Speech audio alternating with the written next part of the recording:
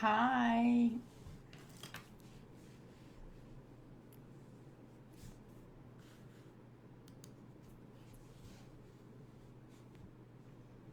Hey, everybody. It's me, Veronica, and I'm taking time from my Sunday afternoon to come to you and share my thoughts, my opinions, and hopefully to enlighten. Sorry, I was working in my garage. I might look like a hot mess here. The title of this video is Dateline. And for those of you that know me, you know I'm a huge Dateline mystery fan. And I never miss an episode. But this past Friday, I have to tell you, the episode hit a little too close to home. If you haven't seen it yet, you need to go watch it. Now, that's kind of contrary to what I'm going to tell you, but I'm expressing my need for you to watch it. I'm not saying that you'll have the same opinion that I do, but I really feel it's important that what their message is, Dateline, gets out.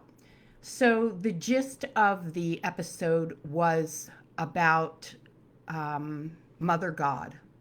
And there was a woman named Amy, and she was recruiting people to be part of her following, I guess you'll call it. And as the story progresses, it turns out that this was a very slippery slope, to say the least. And there was a lot of heavy, negative, not so loving energy that came out of it. So, I guess the most important thing that I want to tell you about that episode is this. Please think for yourself. Please feel for yourself. What was able to happen under this woman's belief that she was Mother God was devastating to so many people, including her own family and ultimately her own life. The point that I'm trying to make here is this. If anything feels extreme, if anything feels over the top, if you question anything, and you should be, I want you to take a pause and I want you to really feel into what you're being told. I have a significant amount of people that follow me. I'm very blessed. And what I know is that there are people that hang on my every word. Now, I do not endorse that. I don't even care for that. But I feel like if people are going to listen to me, that this was important to speak up on. And that is, I always use the phrase, don't drink the Kool-Aid. Don't drink my Kool-Aid. Don't drink anyone's Kool-Aid. If people are trying to sell you something, and I use air quotes, sell you something, whether it's literal or verbal or spiritual or emotional, please be leery in the beginning. Do your homework, check your facts, and make sure you know what you're buying. This woman and her group were killing people, including herself. Killing people emotionally, killing people mentally. There is a big ring out there, I'll call it a ring, a circle, of conspiracy theorists. Now, I've taken a lot of heat because I am not a conspiracy theorist. I'm not. Number one, I don't have time for that because to be a conspiracy theorist, in my opinion, means that you have to sit there and go down the rabbit hole and quite frankly, what I've seen with conspiracy theorists is everybody's on high alert, everything's negative, everything is evil, everything is sinister, and somebody's going to get you. Now, in this case, yeah, this was true. But oddly enough, this did not have a conspiracy feel to it. This, I don't even want to say the name of it because I don't want to give any air to it. You can go look it up on your own. It was Dateline's latest episode this past Friday. But going down the rabbit hole of conspiracy theory is a very dangerous place to go, especially if you're feeling depressed or isolated, lonely. And what I'll say is this person and her team, her followers, roped people in with the 5D. Everybody's so anxious about the 5D. When are we going to get to 5D? When are we going to get to 5D? When are we going to... So here's the thing with the ascension. And I'm just going to come right out and I'm going to say it. You are the only person that can take you to 5D. You don't need me. You don't need anybody else. Because 5D happens within you. I want you to just sit back for a minute and I want you to think about this perspective. If 5D is another dimension, right? And it's all of this loving, benevolent, good feeling energy. If that's 5D, right? Wouldn't it stand to reason that you have to do your internal work to get anywhere near 5D? I mean, think about it. People who are drawn to this, what I'm talking about with this Dateline episode, oftentimes are lost. Maybe they don't even know they're lost.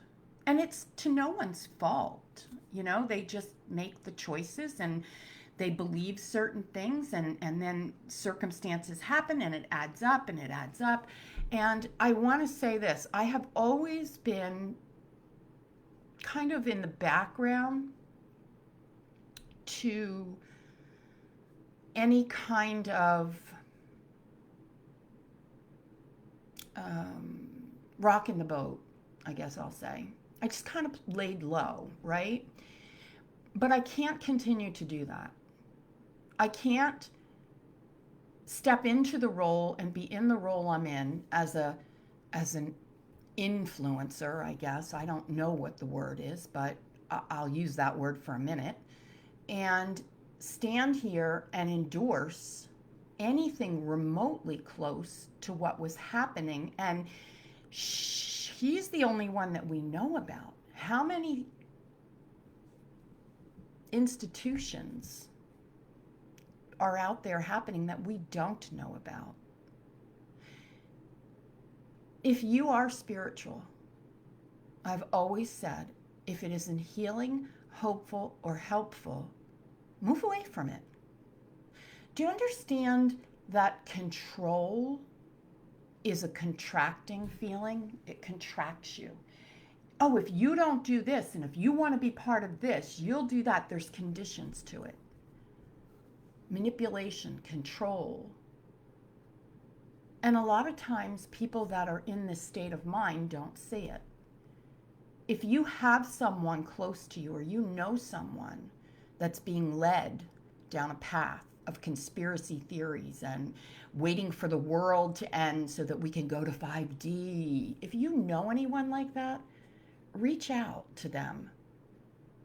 A lot of times they won't want to talk to you, but do it with an intention that the angels and God and all that is holy and benevolent follow you and go have this conversation with you. It just breaks my heart and makes me so sad every time I see one of these exposés.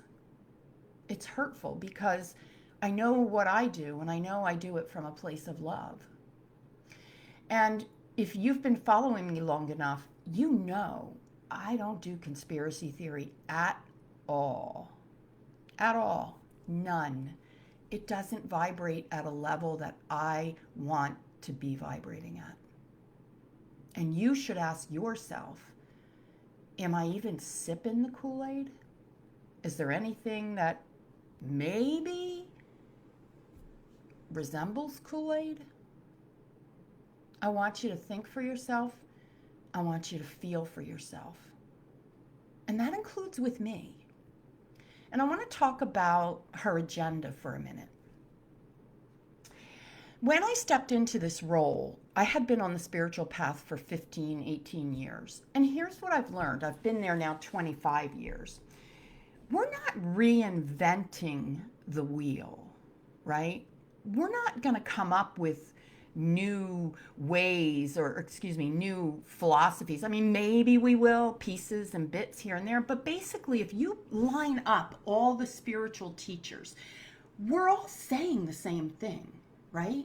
It's kind of like when I first started my career and I was speaking a lot, somebody said to me, "Oh, you're going to be the next Oprah." And I'm like, well, yeah, thanks, but I don't want to be the next Oprah. I was saying a lot of the same stuff that Oprah did. I mean, obviously, Oprah was a mentor to me, and, some of the messages were gotten from her, but the truth is, there's only so much to say. Because universal truth is universal truth. But here's what's distinct and different. The way that the messenger says it. How I might say a message and how, let's say, Oprah might say a message, maybe two different ways, because I'm me and she's Oprah. And so I understand that you're going to be drawn to different teachers. I understand that you're going to feel in alignment, if you will, to different teachers. And that is absolutely cool. That's great. I want you to feel that. I want you to spread your wings, and I want you to see what's out there. But I want you to discern for yourself what you believe is truth. And if somebody's telling you to put something in your body, and you're finding them on the internet, and you're putting it in your body, ask yourself why. Why? They had this potion, whatever it was. I'm not going to say because I don't even want to endorse it. If you drank it, it would cure COVID, right? Which was BS. BS. But can you imagine the drama and the illnesses that created? And it turns out that the leader drank her own poison. And that's how she died. So, am I saying she didn't believe what she was doing? No. I believe with all of my heart. She believed in what she was doing. She died for it. But I want you to be discerning. And I want you to ask, are you willing to give up your free will and your intellect to be part of something? Is it worth it? I should think not. So, stay safe, stay educated, stay informed, and stay close to the source. And I love you.